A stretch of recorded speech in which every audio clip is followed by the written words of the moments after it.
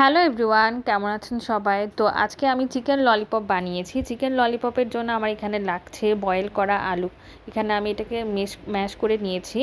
এরপর নিচ্ছি চিকেনের ব্রেস্ট পিস। চিকেনের ব্রেস্ট পিসটাকে আমি সেদ্ধ করে ঝুরি করে নিয়েছি। এরপর এর মধ্যে দিয়ে দিচ্ছি 1 চামচ লবণ, 1 চামচ সয়া সস, এরপর দিয়ে দিব 2 চামচ চাট মশলা। চাট মশলাটাকে আমি বাসায় গুঁড়ো করে নিয়েছি ব্লেন্ডারের সাহায্যে।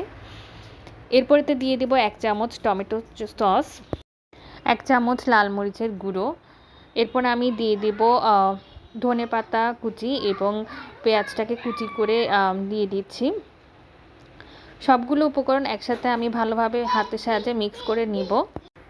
সব কিছু ভালোভাবে মিক্স হয়ে গেলে এরপর আমি এখানে দিয়ে দেব হাফ কাপের মতো ব্রেড ক্রাম্ব দিয়ে ভালোভাবে মিশ্রণটাকে আবারও আমি মিক্স করব।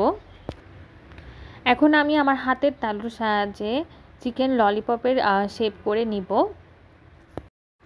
আমার সবগুলো বল বানানো শেষ। এখন আমি সবগুলো বলের নিচে ললিপপের স্টিক লাগিয়ে এটাকে ডুবো তেলে ভেজে নিব। তো এই যে আমার চিকেন ললিপপ বানানো শেষ। আমি এটা এখন গরম গরম সার্ভ করব। সবাই ভালো থাকবেন, আর আমার রেসিপি কেমন লাগে অবশ্যই একটি লাইক এবং কমেন্ট করে জানাবেন। আল্লাহ হাফেজ।